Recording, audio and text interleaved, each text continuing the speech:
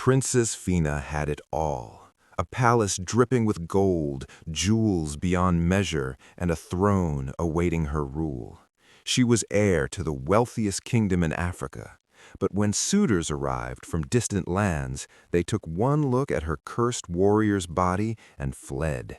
No amount of gold could buy what she truly wanted, to be seen as a woman, not a beast. Then a humble merchant agreed to marry her as she was, but all the riches in the world couldn't prepare her for the cost of her transformation.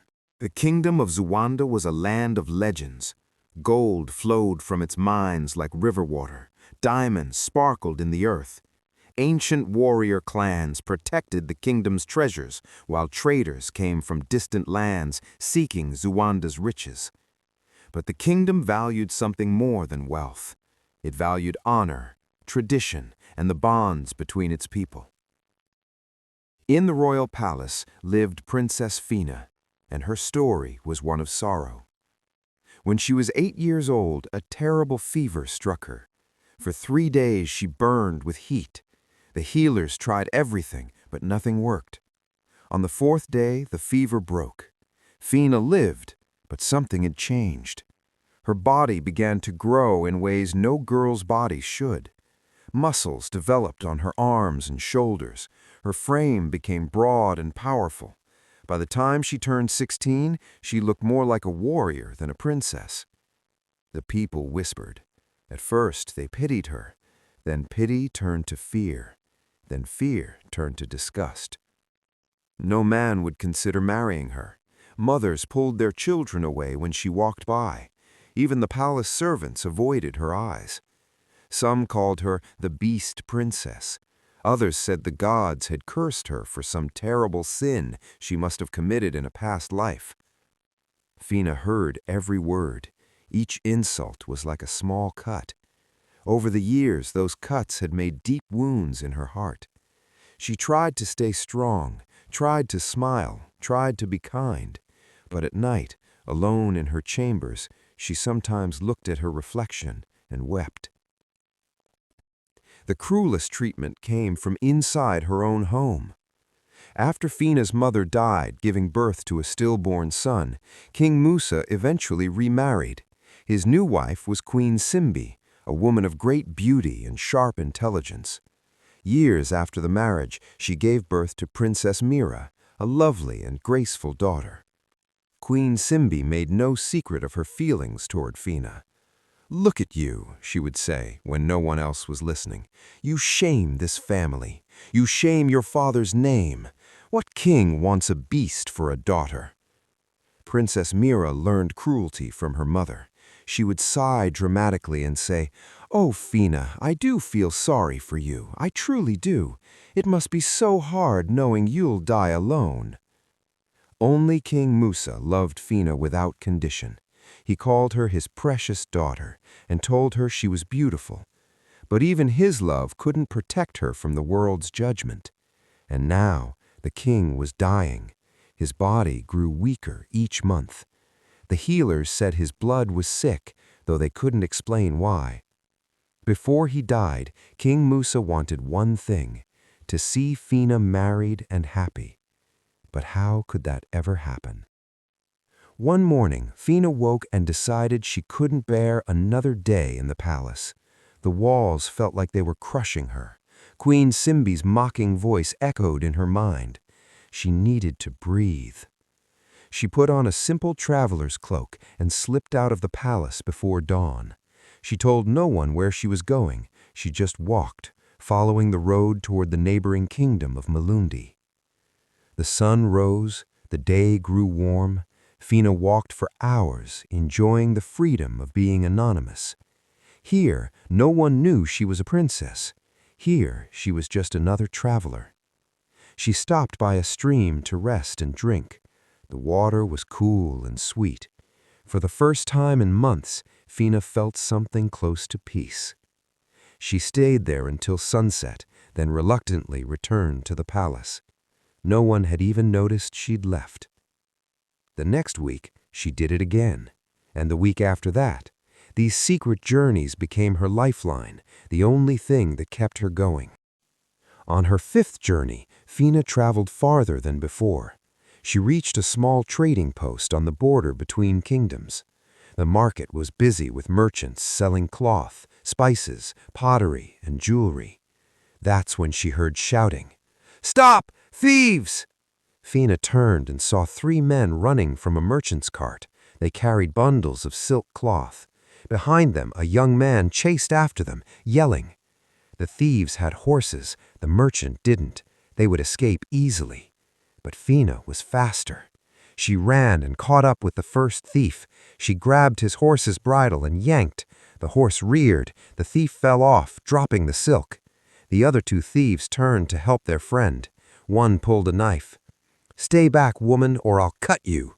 Phina didn't hesitate. She grabbed his wrist and squeezed. The man screamed. The knife fell. She shoved him hard, and he stumbled backward into his companion. All 3 thieves looked at her powerful arms and broad shoulders. Fear filled their eyes. They ran, leaving the silk behind. The merchant reached her, breathing hard. He was young, maybe 20, with kind eyes and an honest face. "Thank you," he gasped. "Thank you so much.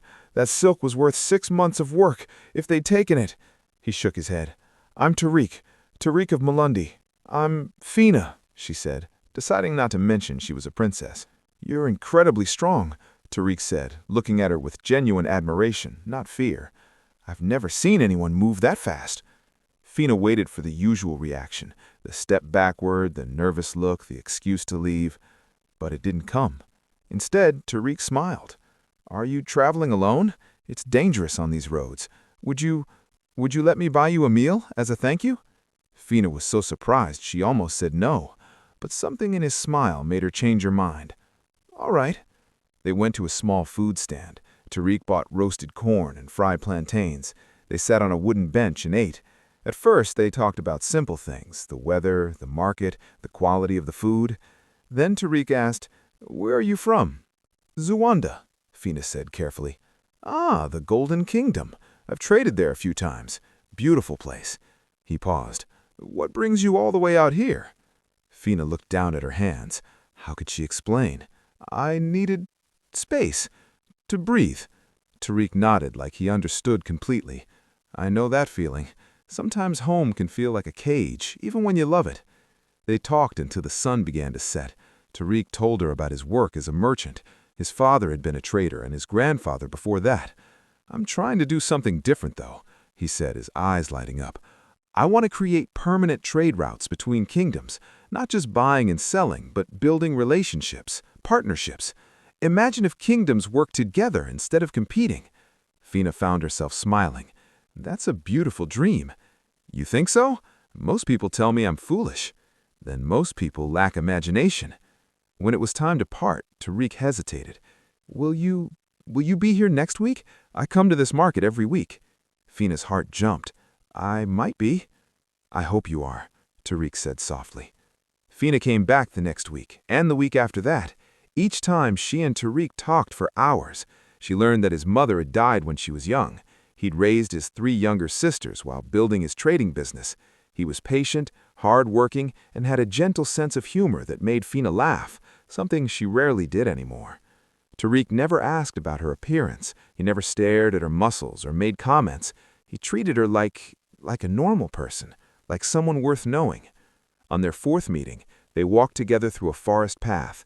Tariq was telling her about a disaster with a shipment of pottery when Phina suddenly asked, "Why don't you ask about it?" "What about?" "My body, the way I look. Everyone else asks or stares or whispers." Tariq stopped walking. He turned to face her. "Do you want to talk about it?" "No." "Yes? I don't know." Phina wrapped her arms around herself. "I've looked like this since I was a child. A sickness changed me. People say I'm cursed. They say the gods hate me. They call me a beast." "You're not a beast," Tariq said firmly. "How would you know? You barely know me." "I know enough." He stepped closer. "I know you risked yourself to help a stranger. I know you're kind. I know you listen when people talk. I know you have dreams you haven't told me about yet. I know when you smile, really smile, it's like watching the sunrise." He paused. I know you're not a beast, Phina. You're one of the best people I've ever met. Phina felt tears burning in her eyes. You don't understand. In my kingdom, I'm nothing. I'm ashamed to my family. No one will ever want me. Then your kingdom is full of fools, Tariq said quietly. Because I want to know you. I want to spend every day talking to you. I want... He stopped himself. I'm sorry, I'm moving too fast. No, Phina whispered. Don't stop. Over the next few weeks, their friendship deepened. On their 6th meeting, Tariq sat by a river watching the sunset. Tariq taught her a children's song from his village. Phina told him about her father and how much she loved him. She didn't mention he was a king, she just said he was sick and she worried about him. I'm sorry, Tariq said. That must be very hard. The hardest part is knowing he worries about me. He wants me to be happy and I can't give him that. Aren't you happy right now? Phina realized she was. Yes, right now I am. On their 8th meeting, Tariq arrived with a small gift, a bracelet made of colorful beads. My sisters made it, he said shyly. I told them about you.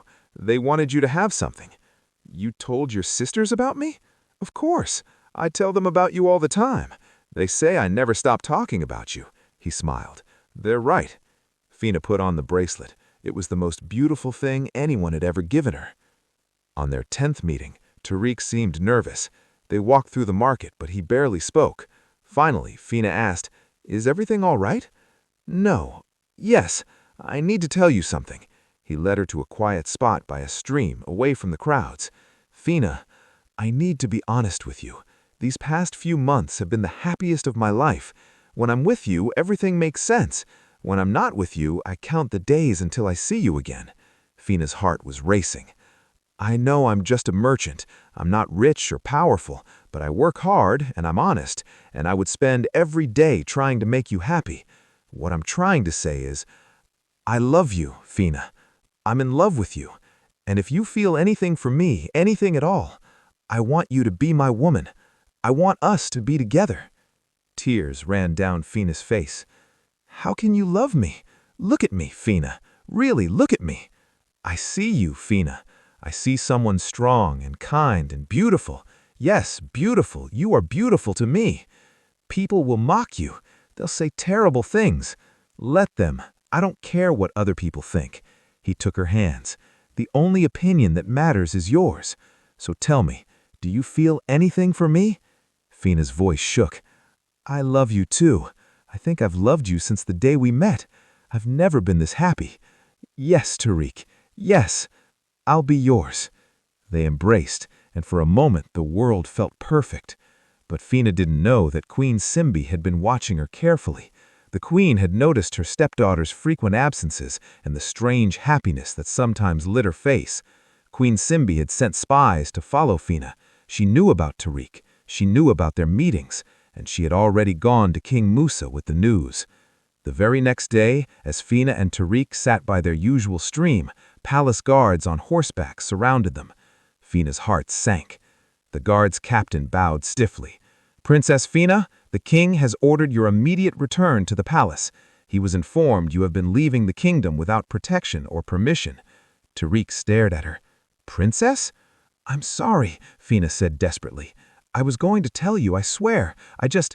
Seize this man, the captain ordered. He may be a kidnapper or have designs on the princess. No, Phina shouted. He's not done anything wrong. He's my... But the guards had already grabbed Tariq. They tied his hands roughly.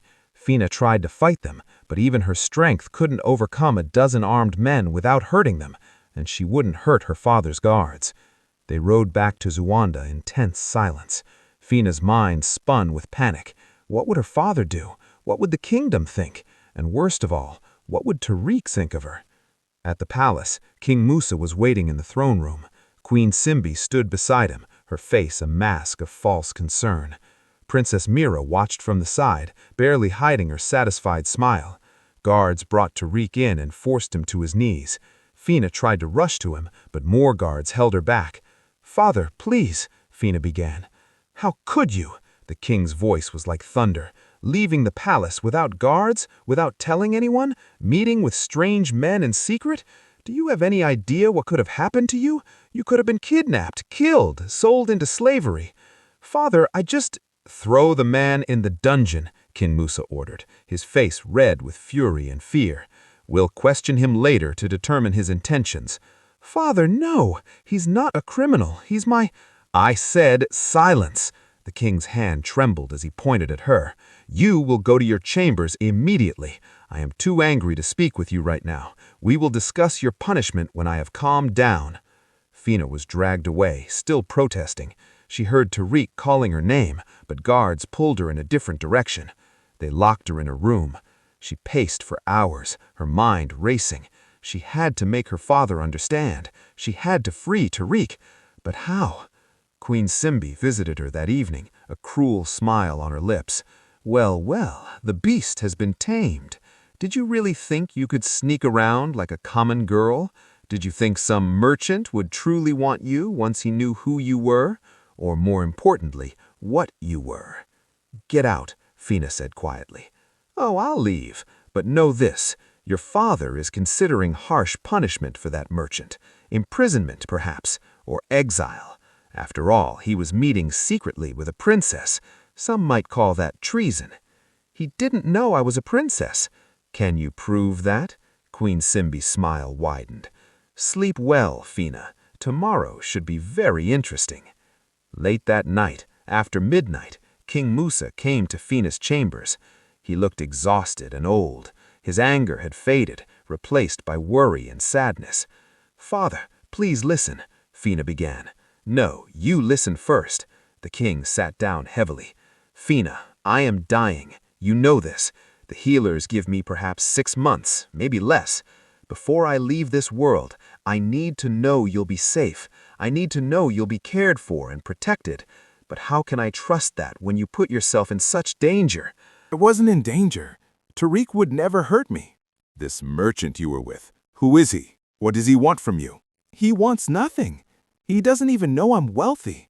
I never told him about the palace or my title or any of it. He just knows me as Phina. Just Phina. The king's expression softened slightly. Why didn't you tell him the truth? Phina's voice cracked. Because I wanted someone to see me for who I am, not what I am. In the palace, I'm the cursed princess, the beast, the embarrassment.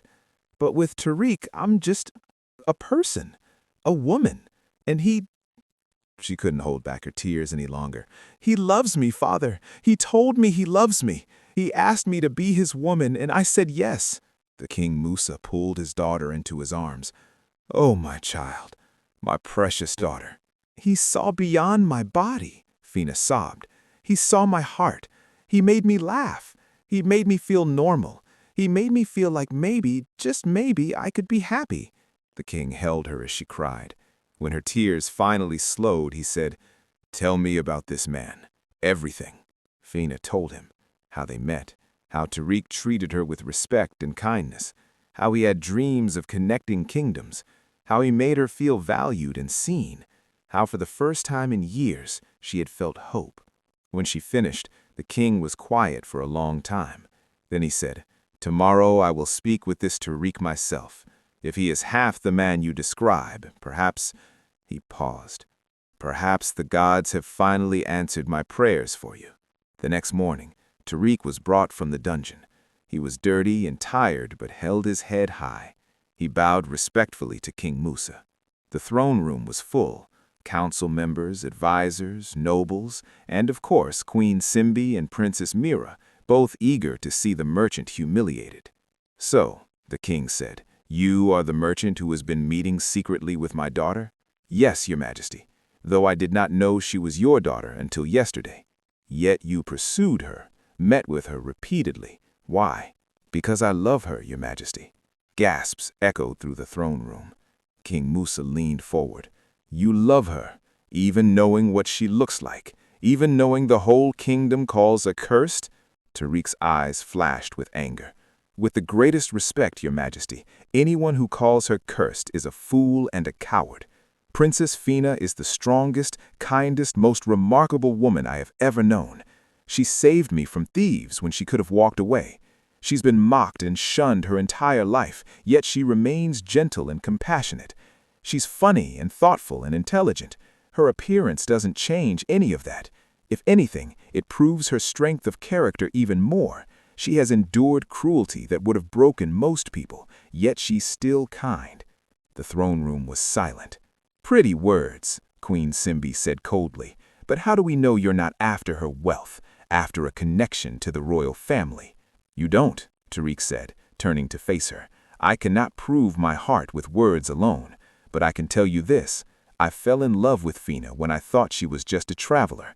I asked her to be mine before I knew she was a princess. I would have loved her if she were a farmer's daughter, or a merchant's daughter, or a beggar on the street. I love her for who she is, not what she has." Several council members spoke up. "Your Majesty, we know this young man. His merchandise is highly sought after by nobles across many kingdoms. He is honest and hard-working. He is far from poor by royal standards, but he is far from poor. His reputation is spotless."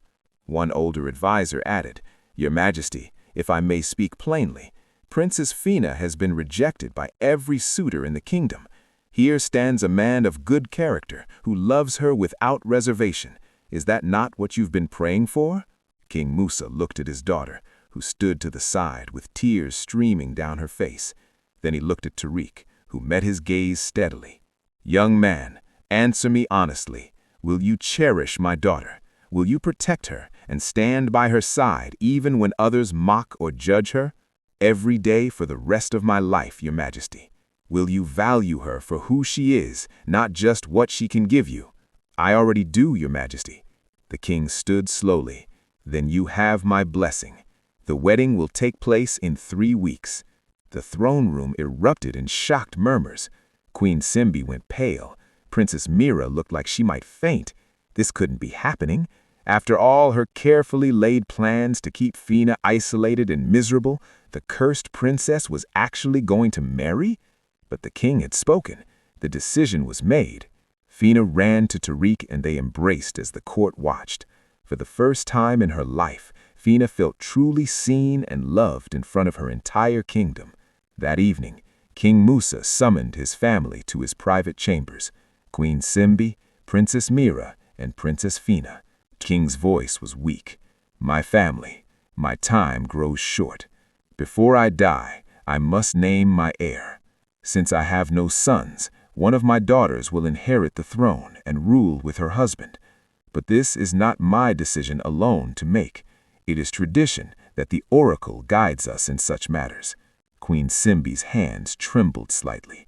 "The oracle, my husband?" "Yes. The oracle has guided our kingdom for generations, ensuring prosperity and wisdom in leadership. Tomorrow we will begin the 7-day ritual. The chief priest will make sacrifices, prayers, and offerings. He will fast and meditate. On the 7th day, the oracle will speak through him and name my successor." Phina asked, "Father, what qualities does the oracle look for?" "The oracle sees what we cannot. It looks into hearts and bloodlines. It seeks someone of pure royal blood and pure intentions, someone who will rule with wisdom and justice." He looked at both his daughters. "The oracle sees all truth. It cannot be deceived or fooled." Queen Simbi felt cold dread settling in her stomach. The oracle would see everything. It would expose every secret she had buried. After the meeting ended, Queen Simbi barely slept. Her mind raced through her options. She could run away, but where would she go? She could confess, but she would be executed for treason. She could try to stop the oracle ritual, but the king and his council would never allow it. By morning, she had made her decision. If she couldn't win through truth, she would win through treachery. Queen Simbi's story was one of desperation and jealousy. Years ago, when she married King Musa, she was happy. The king was kind and wealthy, but as time passed and no children came, people began to whisper. They said she was barren. They said the gods had cursed the marriage. Queen Simbi consulted healers, priests, and finally, in desperation, a witch doctor who lived in the deep forest. "Can you help me conceive?" she had begged. The witch doctor examined her with strange rituals and darker magic. Finally, she shook her head. You and King Musa cannot have children together. Your union is not blessed by the gods in that way. No herb or spell can change this. There must be something you can do. Nothing. The gods have spoken. Accept it. But Queen Simbi cannot accept it. A queen without an heir was a queen with no power. She would be cast aside, divorced, forgotten. So she made a terrible choice. She seduced one of her closest servants, a man who resembled King Musa in some features. She became pregnant. When Mira was born, Queen Simbi claimed the child was the king's, and he believed her. But she couldn't let the servant live with that knowledge. She accused him of stealing from the royal treasury, a crime punishable by death. He was executed before he could protest his innocence. Years passed. Mira grew, and then Phina grew into a child of extraordinary beauty, deeply loved by the people of the kingdom. After her mother's death, the sympathy and affection she received only increased, and King Musa became fiercely devoted to her. When Queen Simbi later married the king, she entered a palace where Phina already held everyone's heart. The king doted openly on his daughter, while Mira received only polite attention. Watching Phina's praise grow while her own daughter remained in the shadows, Queen Simbi's jealousy took root and slowly turned into hatred. when Phina turned 8 and that strange fever struck, Queen Simbi saw an opportunity. She visited the witch doctor again. "Can you curse her beauty?" she asked. "For a price." Queen Simbi paid it. The witch doctor created a powerful enchantment, one that would steal her feminine grace and replace it with masculine strength. The curse would make her an outcast, someone no man would want, someone the kingdom would fear and avoid. And it worked perfectly. For years, Queen Simbi enjoyed watching Phina suffer. She added her own cruelty to the kingdom's rejection, making sure Phina never forgot she was a beast. But there was one more secret. King Musa's declining health wasn't natural. For years, Queen Simbi had been adding small amounts of poison to his evening tea, just enough to make him weak and sick, but not enough to be obvious. She told him it was a special herbal blend for vitality, and he trusted her. She wanted him to die before anyone questioned Mira's parentage. She wanted him to die before he could change his mind about succession. But now the oracle would expose everything, unless Queen Simbi acted first. 2 days into the oracle ritual, Queen Simbi made her move. Late at night, she slipped out of the palace. She traveled for a full day and night, riding hard, until she reached the border of the kingdom of Wada. Wada was Zuwanda's traditional enemy. They were a military kingdom, strong in warriors but poor in resources. For generations, they had envied Zuwanda's wealth, the gold mines, the diamond fields, the trade routes that brought prosperity. King Kufi of Wada received Queen Simbi with suspicion. "Why would the queen of my enemy come to me in secret?" "Because I have a proposal that will make you the richest king in Africa." Now she had his attention. Queen Simbi laid out her plan. "In 4 days, the oracle will speak. It will expose secrets that will destroy me. But what if the oracle never gets the chance to speak? What if, before that happens, you attack Zuwanda and overthrow King Musa?" "Attack Zuwanda? Their defenses are legendary. We would lose hundreds of men, and even if we won, it would cost us dearly." "Not if I help you. I can drug the guards smooking. I can make sure they're all asleep when you attack. You'll face almost no resistance. Kill King Musa, kill Princess Phina and her merchant, take the palace, and once you've won, I will legitimize your rule. I will tell the kingdom that you liberated us from a weak, dying king and a cursed princess who was going to destroy us." King Kufi stroked his beard thoughtfully. "And what do you get?" "My life, my daughter's life, and—" She paused. "Under my guidance, during my reign as your appointed governor, you will have full access to Zuwanda's resources for 5 years. All the gold you can mine, all the diamonds you can take, all the trade routes you desire. 5 years of unlimited wealth." The king's eyes gleamed with greed. 5 years of complete access to Zuanda's riches.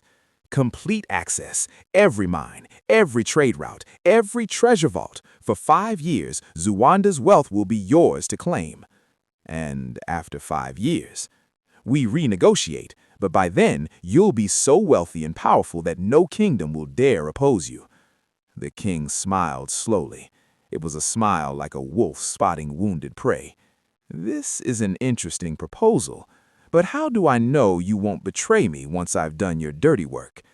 Because if I betray you, I lose everything. You'll have an army occupying my kingdom. I'll be trapped. My only chance of survival is to keep you happy and well paid. When should we attack? In 4 days, on the 6th day of the oracle ritual, the day before the oracle speaks. I'll drug the guards' evening meal that day. Attack at dusk when they're all unconscious. By the time the kingdom realizes what's happening, you'll control the palace. And King Musa? Kill him. Make it look like he died fighting valiantly. The kingdom will respect that. What about the princess, the cursed one? Kill her too, and her merchant. No one will mourn a beast. King Kufi stood and extended his hand. We have a deal, Queen Simbi. Prepare your palace for conquest. They shook hands, 2 traitors making a pact built on greed and betrayal. Queen Simbi returned to the palace the next day, her face a perfect mask of innocence. No one suspected a thing. While Queen Simbi plotted treason, Phina and Tariq were discovering what it meant to truly be together. King Musa had given Tariq fine rooms in the palace and invited him to join the family for meals. During these dinners, the king watched them carefully. He saw how Tariq listened when Phina spoke, really listened, how he made her laugh with gentle humor, how he touched her hand softly like she was precious, how he looked at her with complete adoration. Slowly, King Musa's last doubts faded. Phina was happier than she'd ever been, but she was also terrified. She kept expecting something to go wrong. After a lifetime of rejection and pain, happiness felt fragile, like it might shatter at any moment.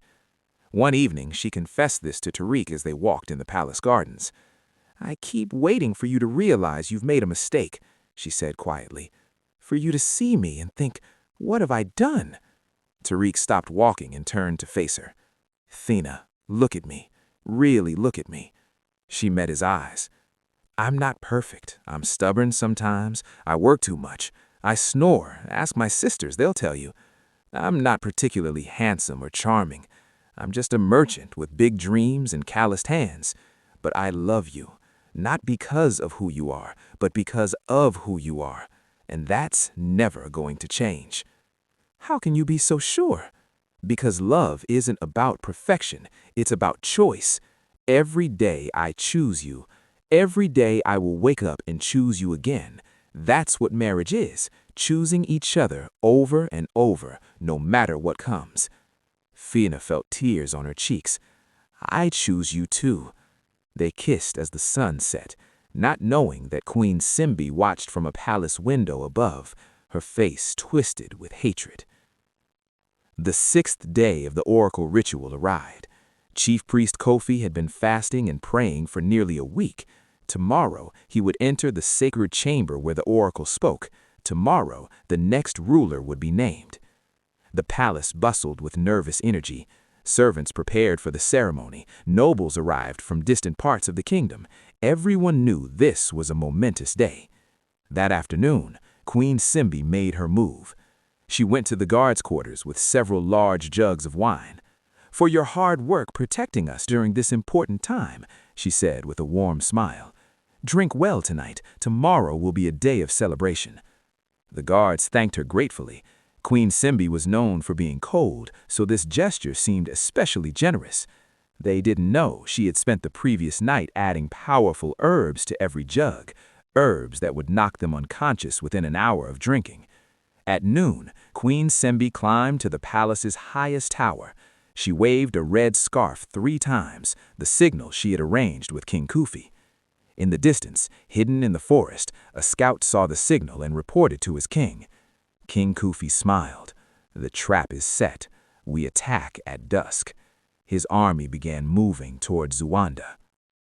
But Queen Simbi made one critical miscalculation.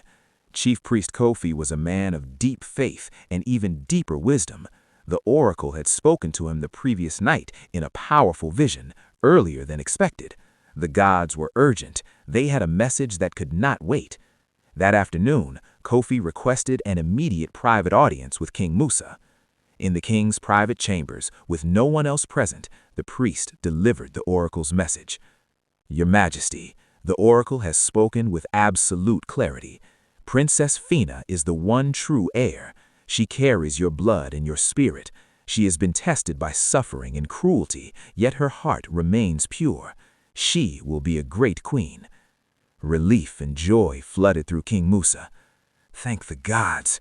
And what of Princess Mira? The priest's expression darkened. "Your Majesty, the oracle does not recognize Princess Mira as your daughter." The king froze. "What?" "The oracle says she is not of royal blood. When the oracle speaks this way about a child, it means the child is not yours, Your Majesty." King Musa felt like the world had tilted beneath him. "That's impossible. Mira has my eyes, my features." "Perhaps by chance, Your Majesty, or perhaps Queen Simbi chose carefully. But the oracle does not lie. It sees truth that we cannot. Princess Mira is not your daughter." The king's mind raced. If this was true, then his entire marriage was built on deception. Queen Simbi had lied to him for years, had made him love a child that wasn't his, had made him— "Your Majesty, there's more." The priest's voice was grave. "The oracle showed me visions, dark visions. Queen Simbi has been poisoning you. The tea she gives you each evening, it's not for vitality, it's slowly killing you." No, that can't be." "And the curse on Princess Phina. Your Majesty, it wasn't a natural illness when she was 8. Queen Simbi paid a witch doctor to curse your daughter. She stole Phina's beauty out of jealousy, so her own daughter would not be overshadowed." "She cursed my daughter? She's been poisoning me?" "The oracle sees all, Your Majesty. I am sorry to bring you this pain, but you must know the truth. You must question the queen. You must—" At that moment, a guard burst through the door, breathing hard, his face pale with terror. "Your Majesty, the kingdom is under attack. An army approaches from the east, the banners of Wada. They'll be at our gates within an hour."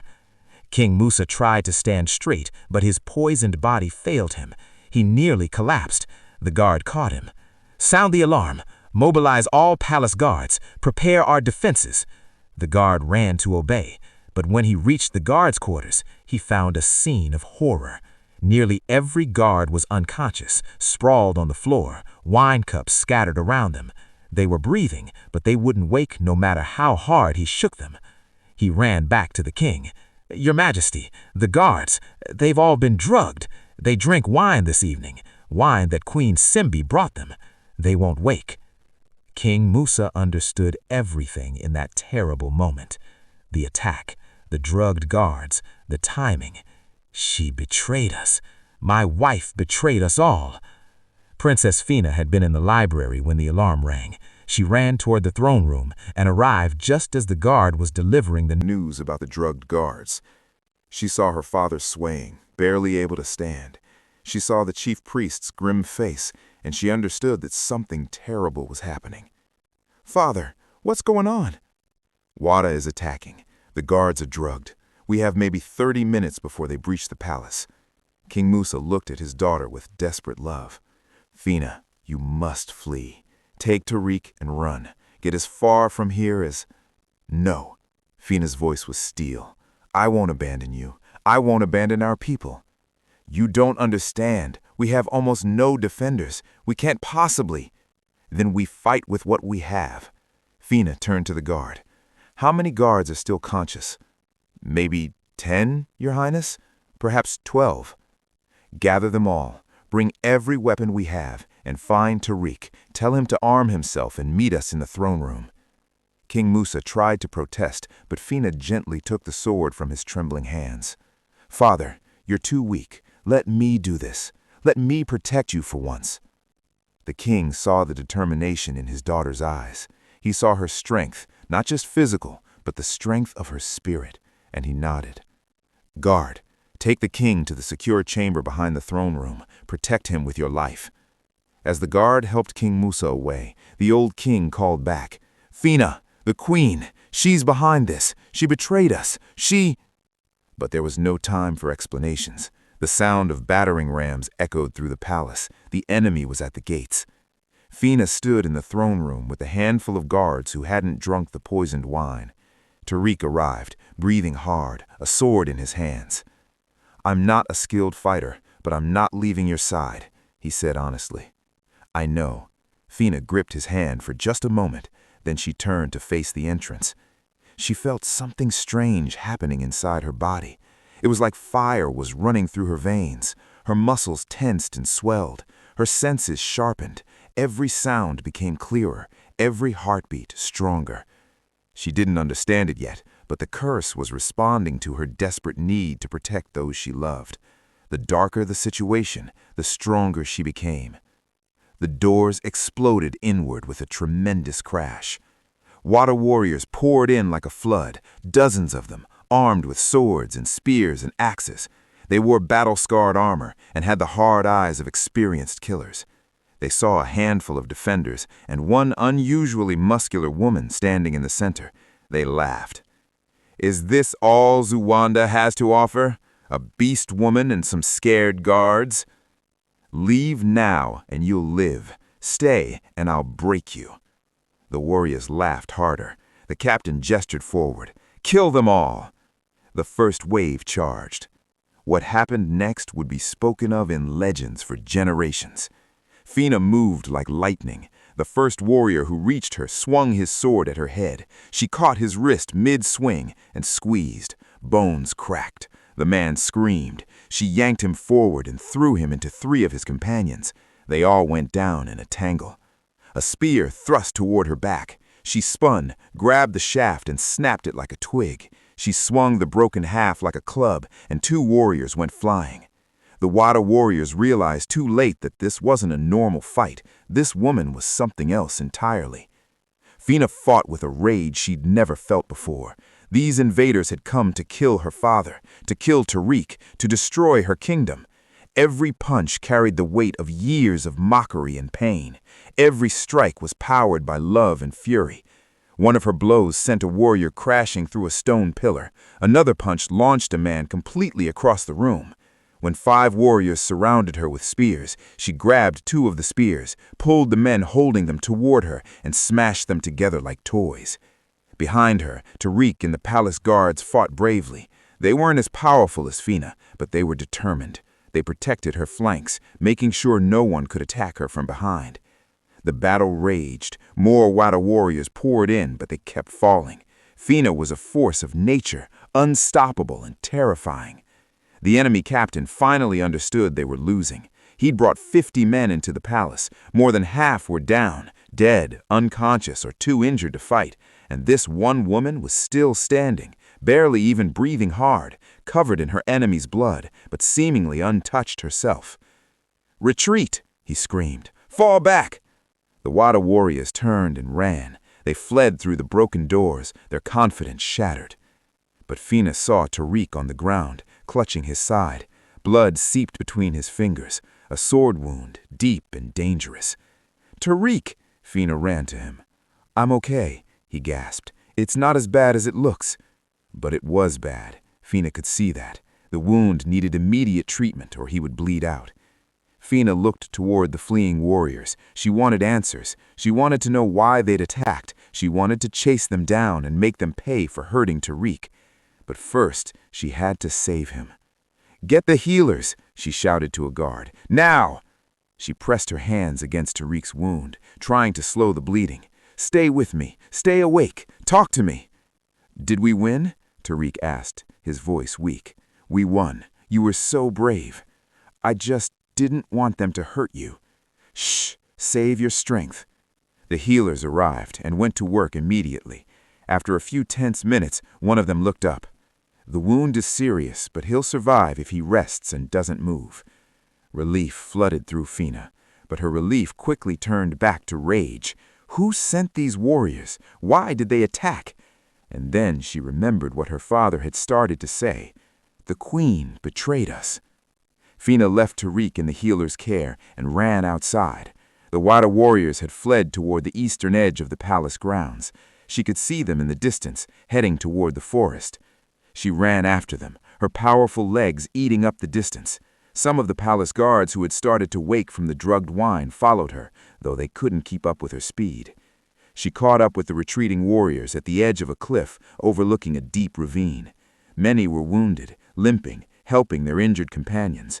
When they saw her coming, they tried to form a defensive line, but their hearts weren't in it. They'd seen what she could do. "Please, beg," the captain, dropping his sword. "Mercy, we surrender." Phina grabbed him by his armor and lifted him off his feet. "Why did you attack us? Who sent you?" "I'll tell you everything, just don't kill me." "Talk, now."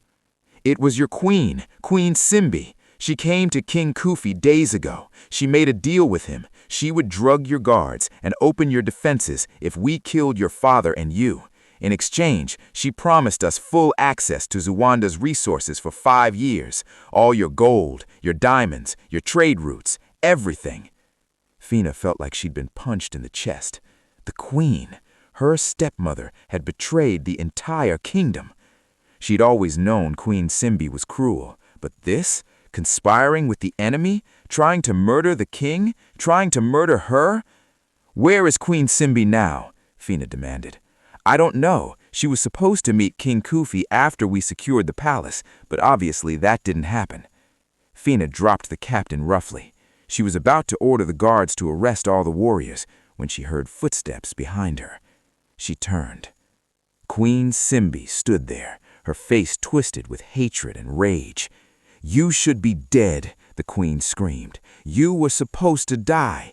Everything was perfect. Everything was finally going to work. But you beast, you ruined everything." "You tried to kill your own kingdom," Phina said, her voice shaking. "You tried to kill your own husband." "He was dying anyway. I just helped it along." Queen Simbi's eyes were wild. "And you, I cursed you when you were 8. I took your beauty. I made you into a monster. And still, you found someone to love you. It's not fair. You were supposed to suffer. You were supposed to die alone and forgotten." You cursed me?"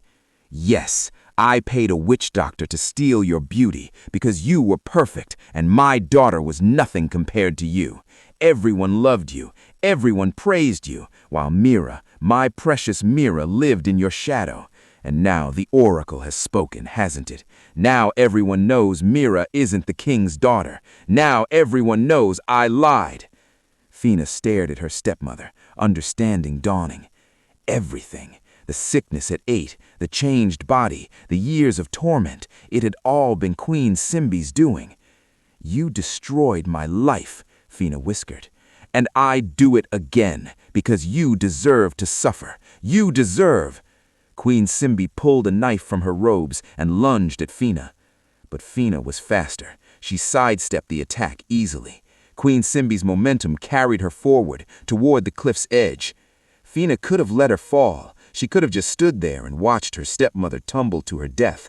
After everything Queen Simbi had done, the curse, the cruelty, the betrayal, she deserved to fall. But Phina wasn't that person.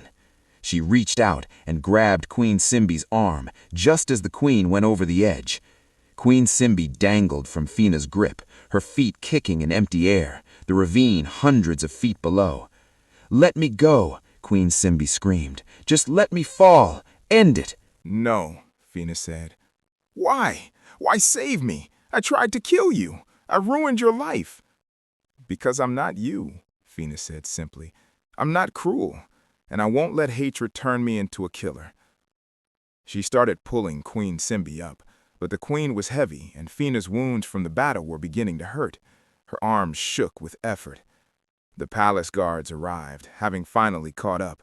They helped pull both women to safety. The moment Queen Simbi was on solid ground, guards seized her.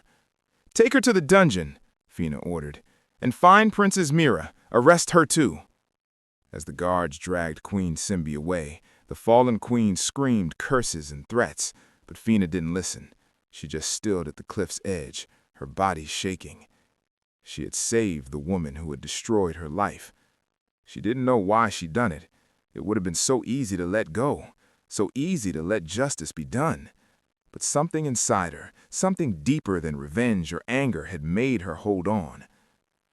Phina walked slowly back to the palace.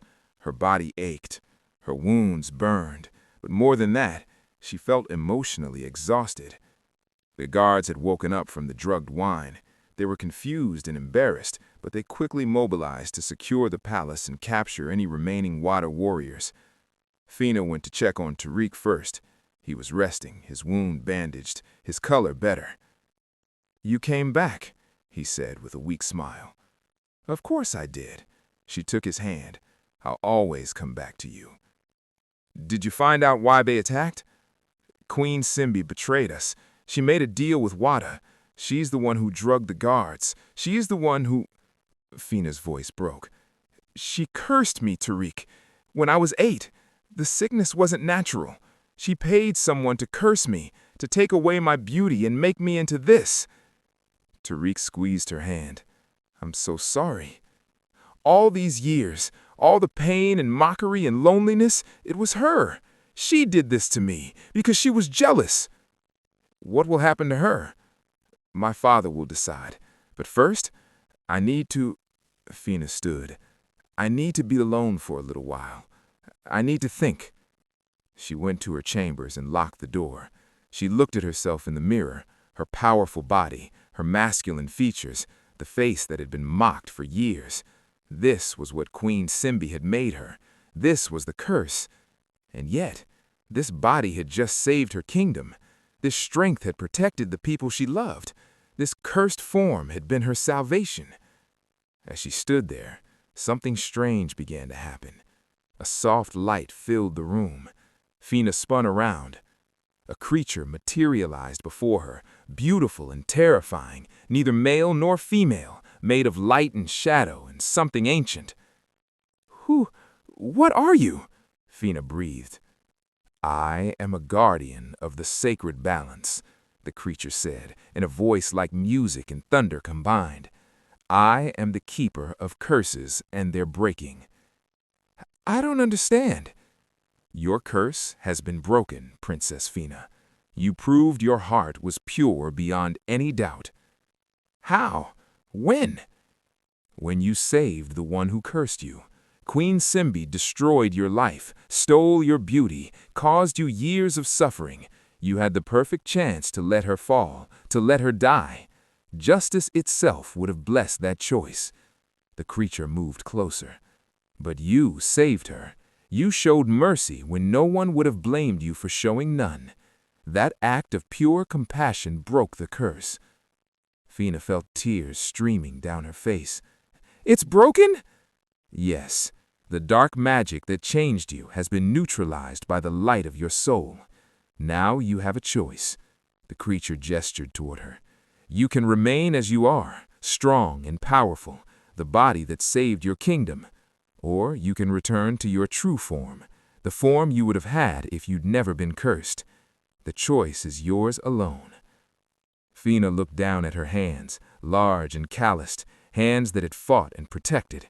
She thought about all the years of mockery, but she also thought about how this body had let her save Tariq from bandits, how it had let her defend her father, how it had let her protect her kingdom. This cursed body had been the source of so much pain, but it had also been the source of her greatest strength. "What happens if I stay like this?" she asked.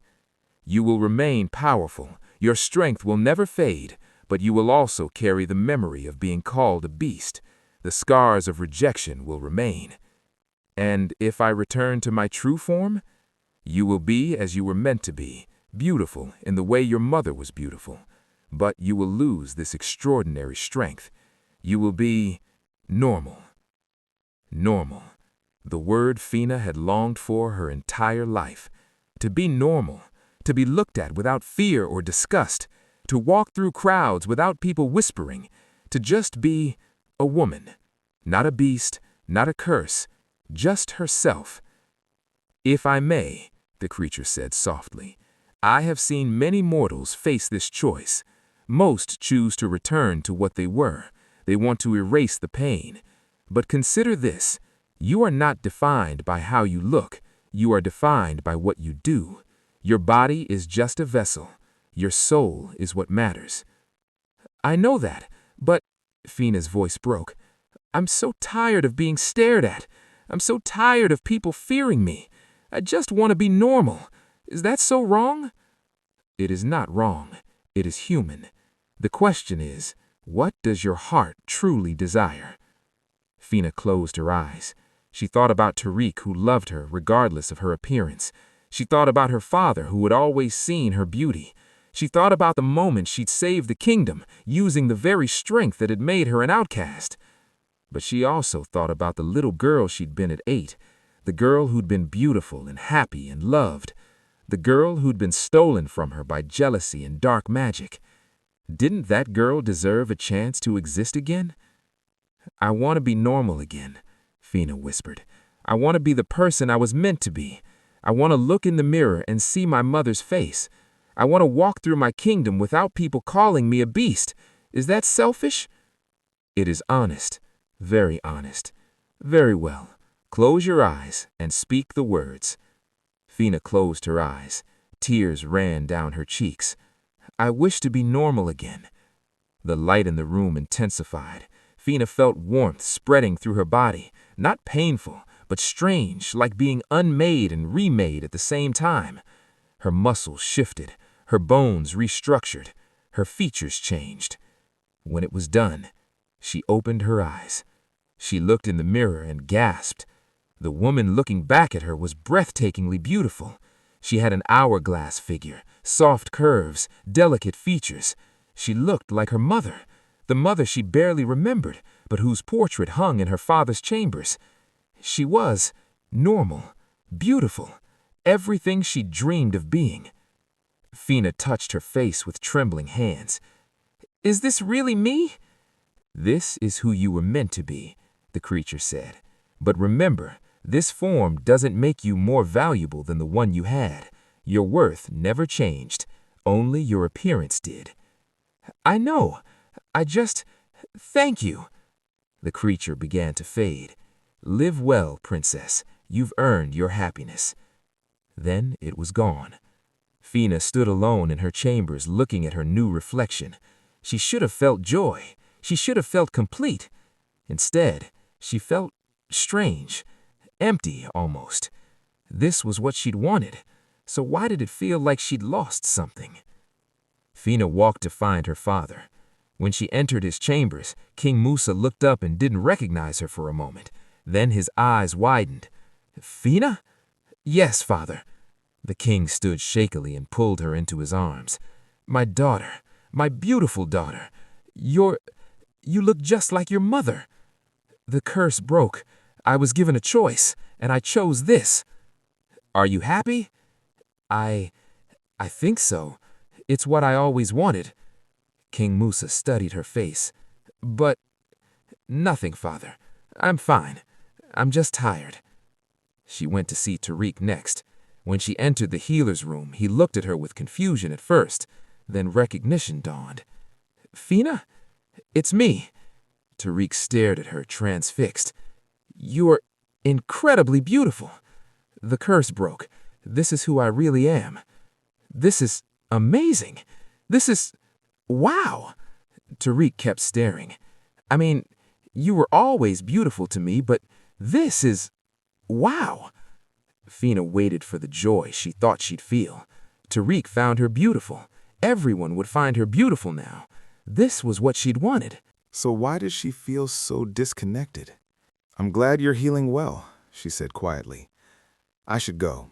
Tomorrow is the judgment for Queen Simbi and Mira. I need to prepare." She left before Tariq could say more. That night, she barely slept. The next morning, the entire kingdom gathered in the great square outside the palace. Word had spread about Queen Simbi's betrayal, and people were furious. Queen Simbi and Princess Mira were brought out in chains. The crowd booed and threw rotten fruit. Some screamed for execution. King Musa sat on his throne, looking older and more tired than ever, but his voice was strong when he spoke. "People of Zuwanda, we gather to witness justice. Queen Simbi stands accused of treason, conspiracy with our enemies, attempted murder of the king, poisoning, and dark magic. Princess Mira stands accused of fraud. She is not of royal blood and has lived on false pretenses." The crowd roared its anger. "Queen Simbi, you cursed my daughter when she was just a child. You stole her beauty out of jealousy. You poisoned me slowly for years. You conspired with our enemies and tried to destroy our kingdom. Do you deny these charges?" Queen Simbi lifted her chin defiantly. "I deny nothing. I did what I had to do to protect my daughter. By destroying mine? She was always in the way, always perfect, always loved. My daughter deserved that attention. My daughter deserved to be queen." "Your daughter is not my child," King Musa's voice thundered across the square. "Born of your affair with a servant you then had executed to hide your shame." Mira sobbed beside her mother, but Queen Simbi remained cold. "I make no apologies for my choices. I did what needed to be done." "Then you will face what needs to be done now." King Musa stood. "The traditional punishment for treason is death." The crowd cheered. But then Phina stood as well. "Father, may I speak?" King Musa nodded. Phina looked at Queen Simbi, the woman who had tortured her for years, the woman who had stolen her childhood, the woman who had tried to destroy everything she loved. "I could ask for her death," Phina said, her voice carrying across the silent crowd. "I could demand it. After everything she did to me, everyone would understand." Queen Simbi glared at her with pure hatred. "But death is too easy," Phina continued. "Death would end her suffering quickly. Instead, I propose banishment. Let Queen Simbi and Princess Mira be sent to the enchanted forest. Let them live among the spirits and creatures there. Let them face the consequences of dark magic in a place where dark magic thrives. Let them survive on their own, with no riches, no servants, no power. Let them truly understand what it means to be outcasts." The crowd murmured. Some wanted death, but others nodded approvingly. King Musa considered. "The enchanted forest is said to be haunted by evil spirits. Those who enter rarely return, and those who do are never the same. It is a living death, perhaps worse than execution." "It is justice," Phina said firmly. "Then so it be." King Musa raised his hand. "Queen Simbi and the one who calls herself Princess Mira are hereby banished to the enchanted forest. They will be taken there immediately and left to whatever fate awaits them. This is my judgment." As guards dragged them away, Queen Simbi screamed, "You haven't seen the last of me.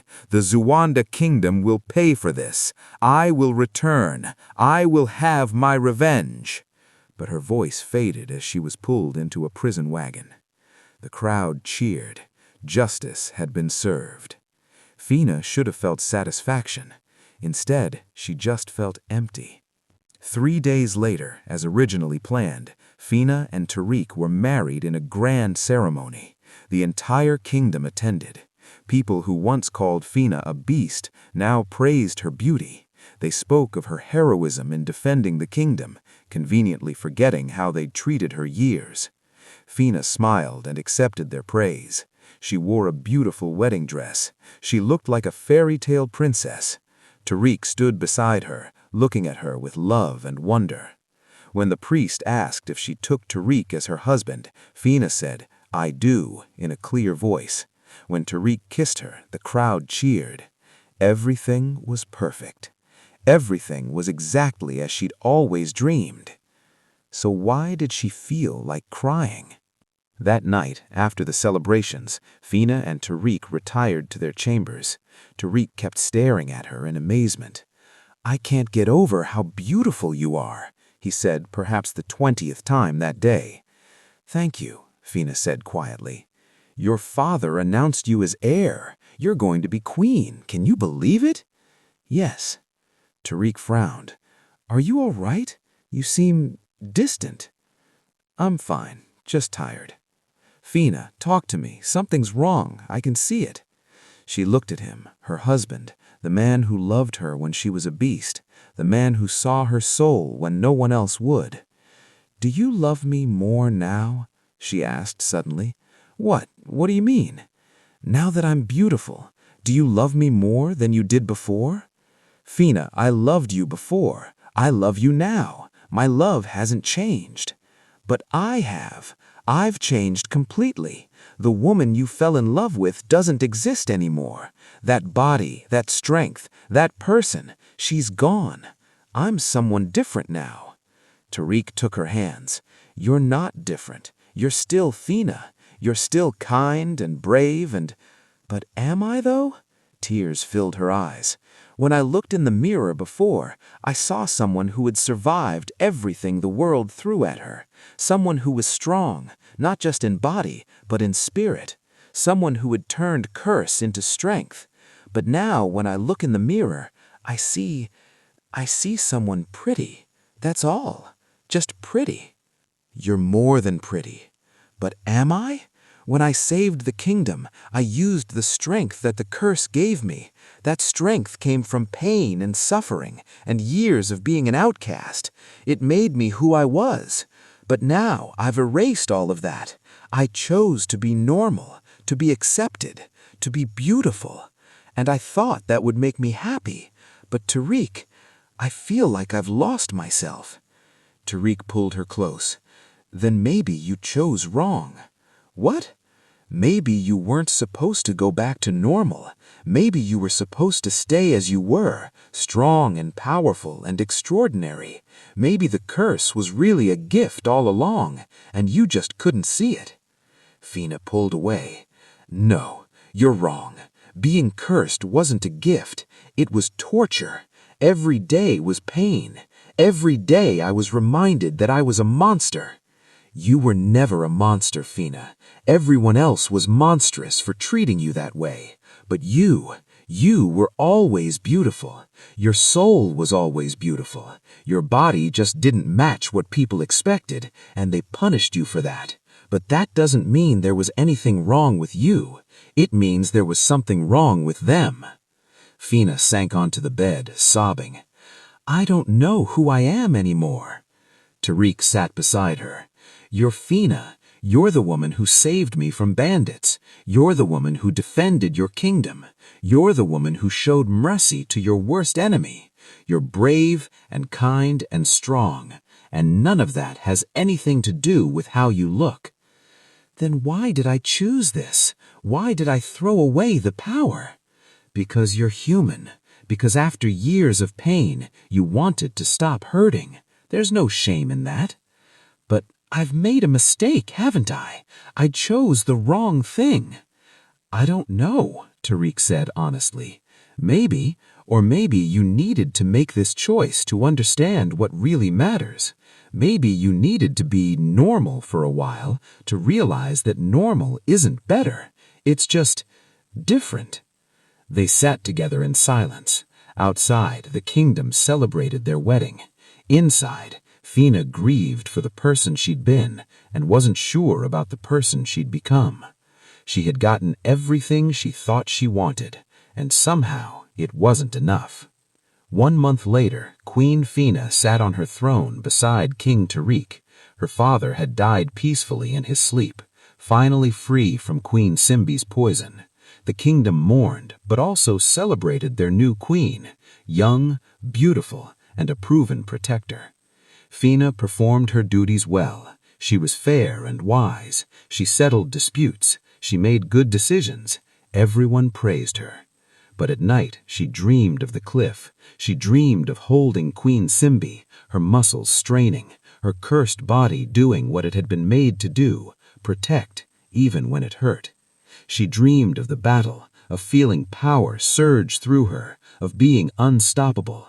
She woke from these dreams feeling loss. One day she returned to her chambers and found something waiting for her, a small glowing stone on her windowsill. When she picked it up, the creature of light appeared once more. Your heart called. It has questions, regrets. Phina set down the stone.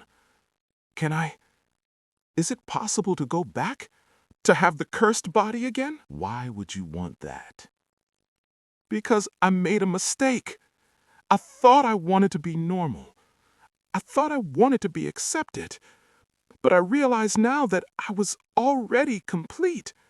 The curse wasn't really a curse at all. It was just me, a different kind of me. And I miss her. I miss being strong. I miss the person who survived everything and came out unbroken. That person is still inside you.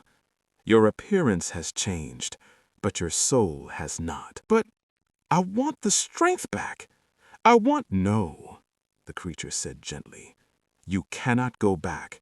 The curse has been broken, and broken curses cannot be restored. That chapter of your life is over. Phina felt tears on her face. So I'm stuck like this? You are not stuck. You are transformed. But transformation does not mean destruction. The strong woman you were still exists. She is simply wearing a different vessel now. Your strength was never just physical. It was always spiritual, emotional, and mental. That strength remains. It doesn't feel like it remains. Then you must relearn how to access it. You must discover what strength looks like in this form. The creature began to fade. You made your choice, Phina. Now you must live with it, not with regret, but with wisdom. Learn what this new form can teach you. Learn how to be strong in different ways. Learn that true power comes from within, not from muscles or curses or magic. Wait! But the creature was gone. Phina stood alone, holding the stone, understanding finally what she had lost and what she had gained. She had lost her extraordinary physical strength, but she had gained something else. The knowledge that she could survive anything, that she was more than her body, that strength comes in many forms. It would take time to fully accept this. It would take time to forgive herself for the choice she'd made, but she would do it, because she was Phina, cursed or not, beautiful or not, strong in any form. And that was enough.